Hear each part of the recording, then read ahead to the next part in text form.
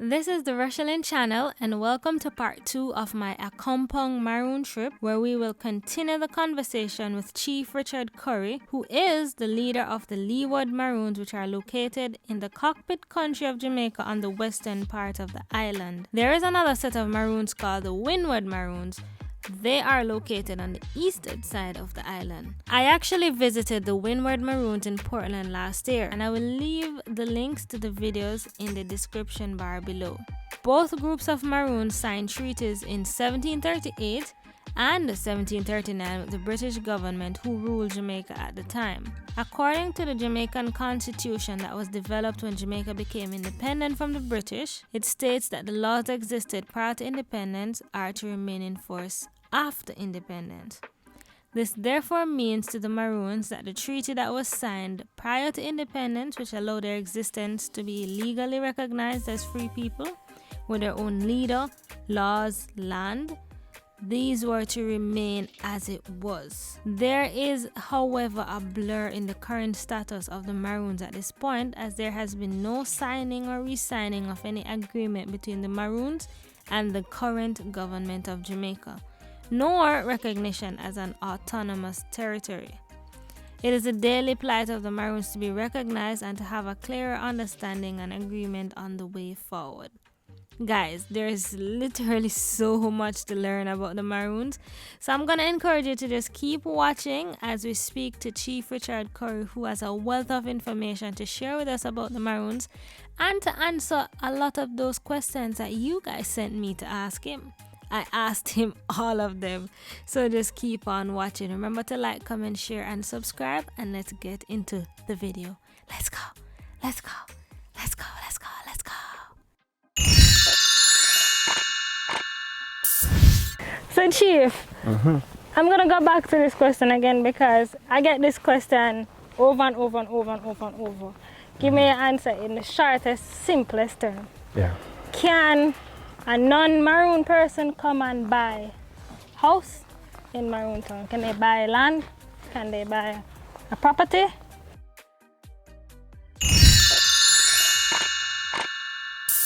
So I had asked my viewers to submit some questions and I got quite a lot. So I'm gonna go through them now and you just give me a best answer, short version. Ready? Yeah. How big is the village? In terms of Size? Okay, so Accompong town itself is about 1,100 acres. Other adjoining districts, Betsalem, Cedar Spring, Aberdeen, Garlands, Eldersley, you're talking well over 7,000 acres between those districts and Accompong and Quickstep, by the way, right? Do you have jurisdiction over all of those adjoining states, or is it just Accompong? No, all of them, because they're all voting districts. These are all, all our Maroons are living and residing in these areas, right? Again, so what about the Maroons in Portland? So they are their own governance set up on their own treaty. Oh, there's a different treaty. Correct. So it's not the treaty from 1738. This one's a different. They have a 1739 treaty. 1730. Wow, interesting. Yes. Learned something new. Thank Yes. you. Okay, so what's your relationship with that town? I think we have a good relationship. The colonel over there, Wallace Sterling, and he's an elder. He's been there for quite some time now. The community itself, I think, needs, they're looking at how they, reshape themselves right now. I know they've had their own challenges and hardships. So, Mooretown, my heart is there. Two ministers from my government are from Mooretown. And, very active and, very passionate about their beloved communities as well in the Rio Grande Valley, because all those 8 districts down there make up the Maroons, not just Mooretown. Gotcha. Right. So the disenfranchising of the Maroon districts has also been another thing we've been, fighting. This view of separateness. And we're not separate, right? So next question is, what's the current condition of the water and light infrastructure? So we have electricity, as you can see. Water is terrible. The cost of getting water here will be close to $2 million US. Wow. Right, and So how they get water now? Rainwater? Yeah, everybody house you see them I have see a lot tanks. of Tanks and drainage and all. So there's nothing running in the pipe? Nothing running in pipes right now, for years, for decades. Wow. Right, there was a program that they did once that brought water to the community, but I'm not clear why that program fell apart or what happened with the previous administration and why it fell apart. But looking at estimates that were done by engineers, I think it was in 2018, due to escalation and inflation, I gather it'll be close to about 2 million now to get water into the community. Wow. There are other options which we're pursuing, right? Because we have a big metal tank. It is on that hill in the background there. Essentially, we're trying to pump water to that tank, and that was the repository tank that filled the community pipelines. So we actually got a donation, a solid donation of a powerful pump to help us in that effort. So I have engineers that are coming up to look at the tank and what repairs are needed there. Once that is done, then we can have water pushing through the pipes again. That's amazing. So Chief, what's the internet situation here? Well, we have internet access here. A few households have internet, business operators, yes, Baba. But for the most part, I'd want more stable access to internet and broadband services here. So it is accessible. Okay. So on a lighter note now, people want to know, do Maroons play sports and play football, cricket, you know, on a Sunday evening you see the boys or the men go out and play football, like Maroons do that or just go wild boar hunting or something? What do they do? There's so many misconceptions out there. What them think we're the climb tree and swing from whist and them thing there, run up and down in the bush? I get the questions, man. Well, we do play sports actually. Yeah? We have an active youth group. You know, we had a football competition which ended just recently. Yeah. We have a netball group. Outside of that, you know, we do a lot of hunting. So the guys, they would go in the back and, you know, we do hunt. Hunt for what? Game. Hunt for what? Game. What's a game? Food. So like pig and cow and... Yeah, I mean, you know, we do our traditional ways and, you know, we go out. It's not a environmentally damaging thing. We live off our lands, you know. Gotcha. And that's a part of the life. And the next question was, where do you get your food from? Off our land. Off of the land. We grow, you know, all these trees. You see these trees, look at that bunch of banana there, you know, along that banana tree plant behind you. Oh, you know, there's food growing everywhere, you know, the mango, there's ackee, you know, there's pear. When you go over in the back, you find yam, pumpkin, dasheen, cocoa, pepper. We grow most of our food. Gotcha. And as we're walking through the community, I'm noticing a lot of shops. So I see there's some commerce going on, and so you get the other types of food from the shops. Exactly. You know, people have to live, and people have needs and demands that have to be fulfilled. So of course, a lot of entrepreneurs here, and they venture and go down, buy and sell. Who are these people on the wall? These are family and members of the community. And interesting. Coven family. Respect. Extended family. Yeah. Got you. It's a way that we pay homage. We paint murals. Got you. Another question is, and listen for this one, is there any KFC here? No KFC here. Sorry to disappoint you, but you will get some jerk pork, you get jerk chicken, you will get fried chicken, you will get mutton, and you will get the vegan stew too, and you will get your veggie stew. You know, your natural juices and all them things. How do you transact?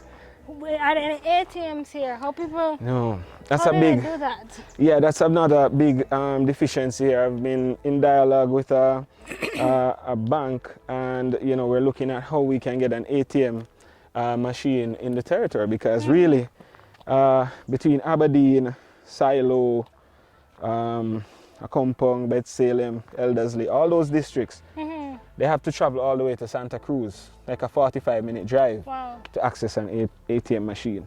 Wow. That's ridiculous, isn't it? That is ridiculous. Yeah. There are simple little things, you know, but make such a huge difference, you know. Traveling and commuting all the way down, it's like we're literally just cut off. We're in this area that's just not quite accessible. And all of that are things that I intend to change and fix. Got you. Tell me about the road condition leading up to Accompong. Because there's one skinny little road and there's only one car can pass at a time. You'd be surprised to see 2 trucks pass on them. Oh my gosh. No, yeah, the roads here have been, you know, very rough for years gone by. Cause you know, these roads were actually originally built by Maroons. You know, them beat rock stone, go all the way down to Magati, you know. Them do everything what they need for make them way out of the hill and through the hills. Over time, with the, I'd say the dilution of what our political structures and representation would have been like, we would have then fallen back on seeking assistance to get roads and infrastructure in place. That's when relationships between us and the government started to unfold. Again, for me and for many others, I think we ought to have benefited more from the relationships in previous administrations. So would you accept donations or investments in road infrastructure? 100%, yeah. 100%. I mean, the accessibility component is the one that I've spoken on a lot. You know, the roadway no less important than anything else. You know, how do you get here, you know, without the road? Got you. What's over here? This is an open lot. It's controlled by an individual. It looks good. Yeah, it's nice, right? On the 6th of January every year, there's a little activity. This is where it keeps. Not really here. This is just a part of it. The entire town is the setting for 6th of January. And tell our viewers what the 6th of January is. So the 6th of January is a special day on the Maroon calendar. Why? It's the day that we celebrate the signing of the treaty in 1738, even though the treaty was actually enacted March 1st, right? January 6th is Kojo's birthday, right? So we kind of use the day to merge both. I've been wanting to come for a 6th of January celebration, but COVID. So I'm inviting you to the next one. Yeah. Thank you. I'll be here on my eyelashes. Yes, please. please come along. You'll definitely be here. You would definitely enjoy. And if you never experienced the... You haven't experienced it. I've seen videos.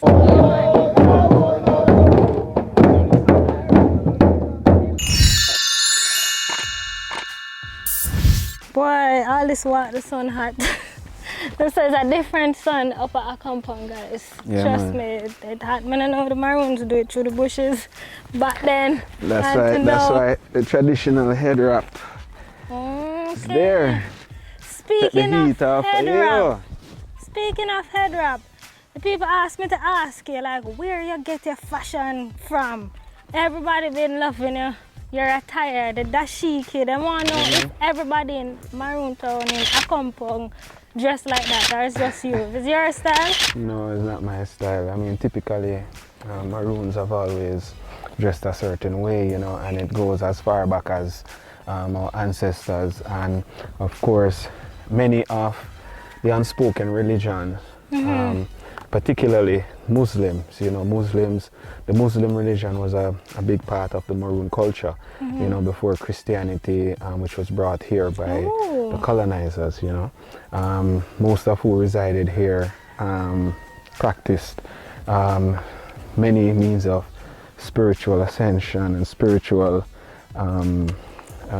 rituals, I would call them. So the attires, you make your own clothes, or you have a seamstress, or you buy some? I know today you're in your Accompong stage shirt, but usually you're pretty. Let me tell you, I am dressed up. I am an outdoors person, so typically, even being here, going in the bush, you're not going in the bush with anything. You want to be comfortable, but you want also, you know, be appropriately attired for the terrain and the conditions. So, we need a big boot. We need some proper garb, outfit, and the head wrap and the headgear, as I say, is something that's traditionally. But when you're in a bush clothes, You look like you're up on a runway though. Just saying. You know, it doesn't fit the traditional idea of what a chief or a colonel would look like. Well, I wonder what a chief or a colonel would look like. You know, we see all of these, we get all of these depictions online and in these books that's what we have wrapped in our heads of what it should look like, but you definitely changed that image. Well, I can tell you this. Come the 6th of January, and I'll put on my full chief attire for you. Right? And you can showcase that to the world. Wow. I can't wait. I can't wait. I can't wait. Tell me something else now. Party. Jamaicans, you know, we party a lot. Pre-COVID, of course, and dance and them things. That happens here in Accompong? Right dance, now, skip a night time in yeah, the square. man, dance and parties. We do have our events. We do have a mixture of cultural events as well as social events. You know, regular party and that sort of thing. Right now we're on a hold as far as all events and parties are concerned. Of course, considering the COVID situation.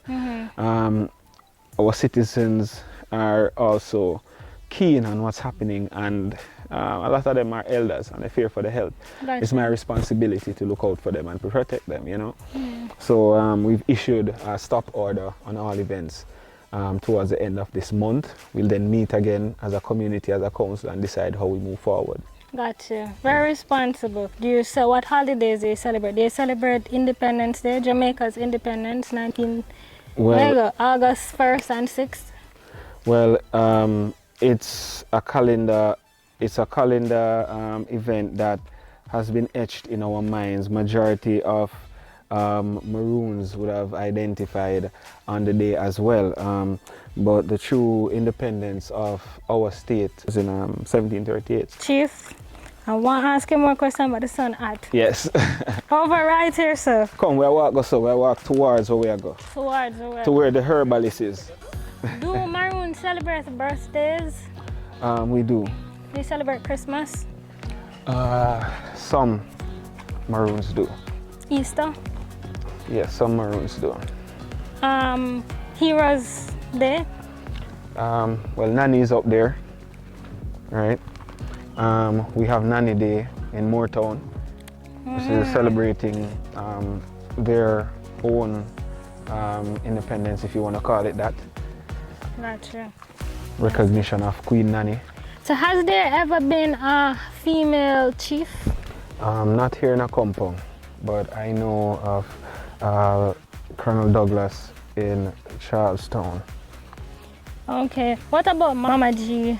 Mama G, yeah, Mama G, dear friend, you know. Is she considered a chief, a colonel? Well, okay.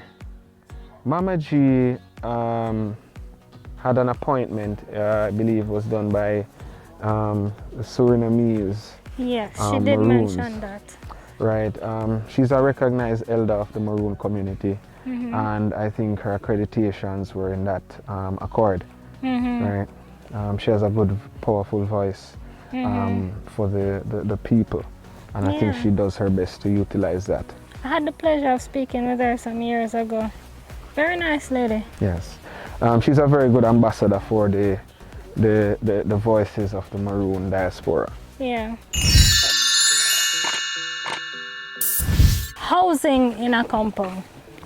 What's the situation like? Can anyone just move in? And if they move in, are their houses for rent, for sale? How does that work? All right. Typically, we have a register. Anybody that's coming into the community, if it's an outsider, you'd have to notify the council. And when I'm saying if you're coming in, I mean you're coming in for an extended period of time, right? It's a way of how we keep track of, you know, the ins and outs of strangers or visitors within our community. Accountability. As a part of a policy for residency, we haven't quite tabled that as yet, but of course in the past there are people who would have come here and settled, and these persons would have been persons who would have come here with an interest of helping to develop the state, investing in the state. And what if somebody just choose they just want to move to Accompong? Can they do that without investing, without Anyway, they just want to live in the hills in the cockpit country. Yeah, They're tired of the concrete jungle. They want to live among some greenery. I understand, and I'm sure that along the way we will have tabled all the options for residency within the territory, because there are people who do not affiliate themselves as Maroon who currently reside on Maroon lands. You know, over time they would have naturalized as Maroon citizens. We're not looking to run people off the land, no. You know, the land is bountiful, the land is plenty. We have to figure out how we then grow our communities. So it's not off the table, and it's not unusual. So at current, if somebody, because I do have some people that have asked that question in the diaspora that are looking to move home to Jamaica, and they're considering the different parishes or different places to go. You're saying then that it's an option, but there you have nothing in place right now. We haven't tabled it as yet. We're working through all of that in the background as we speak. So tell them to move somewhere else until. No, tell them to hold. Tell them to hold. Hold and listen out for what's out. coming up soon, right? So we want to develop our state, of course. So housing is a big thing, right? We have people who are below the poverty line, people within the poverty line, and you know, over the years, Food for the Poor has been very good to the community, even though their mission was not fully accomplished through previous administrations. We had several issues, and many of which we now have to be ironing out to try and assert that, you know, for the indigent at least, there are provisions that can help them in the immediate.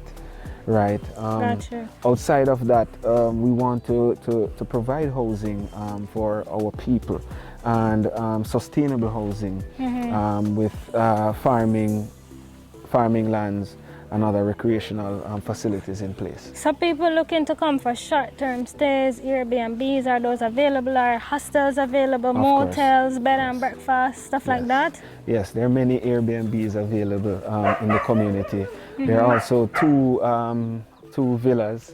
This is what a typical house looks like. Yes. This is one of very cute. And very cute. This is actually it's also an Airbnb. And here's another house over here. Also utilized as an Airbnb. Oh, this sometimes. is an Airbnb. Yes, okay. Not fully. There are rooms available. Gotcha. Right. So Chief, I'm gonna go back to this question again because I get this question over and over and over and over and over. Give me an answer in the shortest, simplest term. Yeah. Can a non-Maroon person come and buy house in Maroon Town? Can they buy land? Can they buy a property? All right. So what we're looking at is how the land operates. The Maroon lands are held in trust for the Maroon people, for the born and the unborn, right? So traditionally, Maroon lands have not been for sale. However, there are creative ways of offering housing and short-term stay solutions for people wanting to come into the territory and being a part of our society. Short-term. Short and long-term. Okay. Yeah. And those are the things that we're working through now. Our whole immigration policy and, you know, our status as it relates to citizenship and residency, all these things. Gotcha. Someone asked, and I know you answered this already, but in another way. Yeah. Do Maroons apply for TRN? Some of them would have, yes, because to do business in the state, Jamaica. yes, you would have been required to ascertain a TRN. Yes, so we're in an area called Yonder. This is where I used to live. Right, the old foundation for the house is right there. My aunt has recently built next door, but my dad is buried here. This is where, as a kid, I grew up. You grew up in this house? Yeah, man, this yard. Run around in this yard? Yeah, man, this same yard. And you say your dad is buried where? yeah, right here. Wow. That's a grave right there, and his best friend. Wow. Can we go in the yard? Yeah, of course, come on. This is interesting. So where's your room? Well, Point and show me where's your room? my room. I have a room upstairs, up back here. Oh, okay. Yeah. So I know that traditional Jamaicans in the countryside, they usually have the parents and foreparents buried in the yard. Yeah. We don't find that a lot now in Kingston. Yeah. But usually in the countryside. So this is Papa Currie. Yep. So do you come here often? I wouldn't say often, but me check in every now and then, you know? Mm-hmm. Yeah. Yeah, if he was alive, it would have been a different path. Mm-hmm. And I'm suggesting for the better. Mm-hmm. You know, but we go through things in life. You know, I lost my father when I was 7. You know, so I never really get to know him that much. I was just coming into knowing at that time when it happened. Into knowing the world. Yeah, you know. Yeah. But what I do know is the work he did, you know, while he was here. You know, he wasn't a quitter. He was a fighter, a very serious man, you know. You definitely embody that. I would gather. I would gather. But yeah, man, he has left a mark, you know, and I'm sure you're making him proud. Right now, I'm gonna look up and I smile. Hey, God, I'm a boy. Irish, I know it ain't easy at all. God, I'm a boy. I hope I'm making him proud.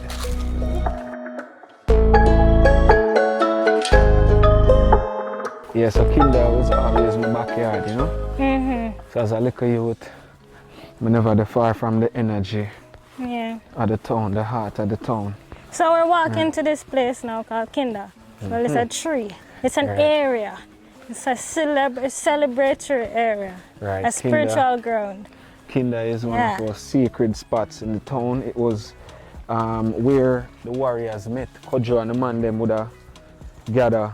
And you know, whether it be in war or in celebration, it was a point of gathering. You know, we had a lot of ceremonies there. Right now, a lot of the stones and artifacts that you see there have been there since that time. The mango tree itself is over 350 years old and still bears fruit And to sweet? this day. Yeah, man, sweet. Sweet. So, you know, as Maroons, all we do, we look at farming and thing, you know. So I've been working on this product with the SRC, which one of the main ingredients is turmeric. SRC being the Scientific Research Council. Yeah. Okay. And I actually planted quite a bit of turmeric. So here it's a bit overgrown, but it likes a cool area. So all that you see here is turmeric. Wait, I don't want to step on them, you know. You won't step on them. But I mean, are any of them bearing? Yeah, man, Any these are all plants? bearing. So it's a root crop, right? So it's under the earth. Oh. So it's like ginger. So it's like just, yeah, I know what it looks like, but I didn't know that it grew under. Yeah, man. Why did I think it bear on the tree? All of what you can see as far back. Turmeric. Look at it, guys. So you have any ginger or is it just turmeric? I have turmeric here, but I have ginger at another site. Okay. Yeah. Do you use the turmeric on your skin? I use it mainly orally. I drink it. I make a drink. I use it for tea and I use it to cook. Like me need to start using it too, because your skin is flawless. Wow, really? And I was thinking your skin is flawless. Me? Boy, I try a thing. Thank Corona makeup. I try a thing. Thank Fenty makeup, you know. Yeah, man. I try a thing. But thank you.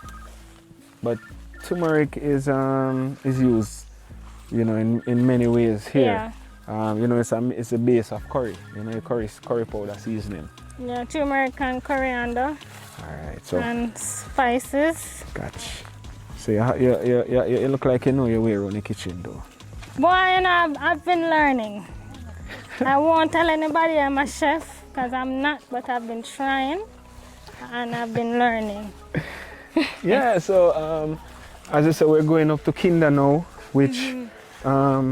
I feel like AC though, like the difference from out there to here, so it's like, wow, it's the coolness of the air. The air feels different. I mean, the air overall in Accompong feels different from down in the town. But because it's in the middle of the day, it's 12:40 right now, it's so hot. Yeah. But right here is cool, even though it's hot. Yeah. You know, so right, the kinder. So which is the sacred tree? Is this one? The last big one up the top there. Down there. Alright, so we're heading there. So that's a part of the celebration January 6th usually. Correct. Come. This is where we come, and it actually kicks off at the kinder tree. Drumming, dancing, singing. And then we proceed to Old Town, which is about a mile back. And that procession is only for Maroons. So all visitors would stay here until we come back up from Old Town. And can't come to the works. Get the blessings. You understand? Gotcha. So we go down to pay homage to our ancestors in the old village. That's where we went and built Kojo's monument the other day. And that's where he's supposedly buried. Gotcha. Right? So we have many sacred sites around Accompong and other districts. Peace Cave is northeast of here. And there's a track right here that takes you all the way to Peace Cave. So who is this? All right, so this man, Sir Perkins, this man was a watchman, right, for the Maroons. So he was chartered with overseeing particular areas of the community, and responsibility was raising alarm or taking down any invader coming in. As you can see, another Maroon with a musket. Him look well equipped, well ready for anything. Anything goes. Man all naked. Protector. And then the kinder tree is over there, but I'm seeing some right up here that says Kinder. It's telling you what kinder means and what it stands for. Kinder is an African word that means one family. It is here that Captain Kojo formulated his war plans for attack on the British. He encourages men to put away tribal differences and unite to fight the common enemy. The Maroons included the Coromante, Ashanti, and Congolese tribes of Africa. Led by Kojo, the Maroons defeated the British and gained independence in 1739. The annual Accompong Heritage Celebrations held on the 6th of January begins here with drumming, dancing, and feasting. The food that is cooked here is mainly pork prepared without salt or any type of seasoning and is cooked over an open fire. The hog which is used for the meal must be a pure black hog specifically reared for this purpose. It is thought that one receives luck throughout the year if they eat the pork. Roosters, male plantains, horse plantains, and male yams are also roasted or boiled. So Chief, tell me something now. Tell me something. You eat pork without salt and without seasoning? You'd be amazed. You'd be amazed how great it is. Without seasoning? Without seasoning. Pork without seasoning? Like meat without seasoning? No, without salt. I mean, that doesn't sound very maroon to me. Without seasoning? It is only for this portion of the proceedings, really. Gotcha. Right, but yes, we did actually create jerk. So it's actually, you know, it's contrary to what you So you do it without know. seasoning and then you go create a jerk seasoning afterwards, just, you know, because... The jerk came about mainly as a way of preserving the food, to be honest. Some of those spices, salts, and herbs were actually used to keep the meat for a period of time, right? So when it was smoked or slow cooked, then it would stay for a period of time. And it worked, man. And it worked. It worked. And we're enjoying that delicacy today. So we'll get some jelly to cool off Wash the off heat. the heart. Yeah, man, wash off the heart. And quench the Thank thirst. you. Give thanks, spicy. It. Respect, respect. Oh my God, you can't do a country trip without jelly, you know. Cannot. Can't come to Accompong. And the big tree, you're not down for this, sir? No, then I go there. Don't go there, sir. Okay. Yeah, man. Big belly. Come hold a seat, man. Come sit down and drink your coconut water. Can't say me never get good coconut water from Accompong. Right now, I channel the ancestors. Respect. Yes, man.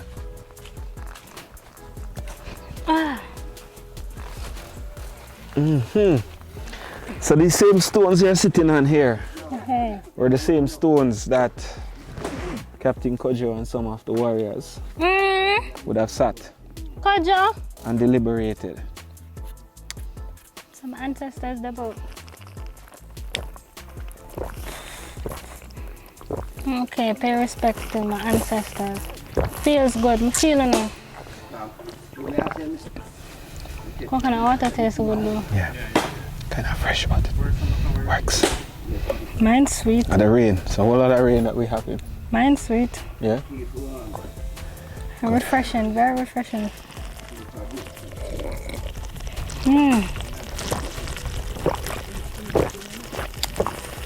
One go. Put me to shame. Yes. You know, see them right there, bless them. Yeah, man. In the way ancestors, they hide and plant for them. Yeah, man. You're right, you're right. There's actually like a cave network behind there, you know? Can we go up there? We can, you want to walk up there? Yeah. Wow. Let's walk. Mommy, you know, Our mini rainforest. you know, me can picture you as an ancestor do this. You mean ancestors? Yeah, we walk road, so. Come. Yeah. All right, honey. So me see you a little more here. Me not leave till tomorrow, so me see you. All right. Make sure you come in now. All right.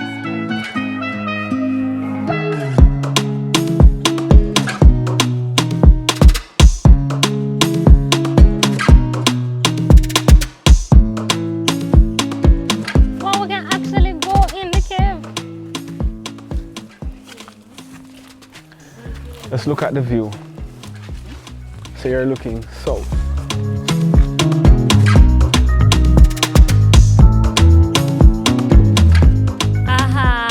Sorry guys, but you're gonna have to watch part 3 to see the views and to continue on the journey with me during my stay in Accompong.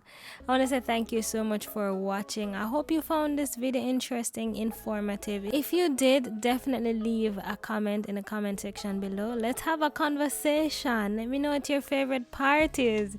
You know, remember to press that like button, the thumbs up that's just below the video. It definitely helps me out.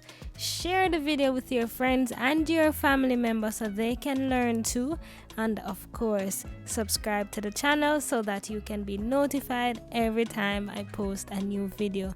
And I'm gonna say you can leave your suggestions for what videos you'd like to see next, as I do take your suggestions and I do turn them into videos. I want to say thanks again guys, and see you in part 3. Bye.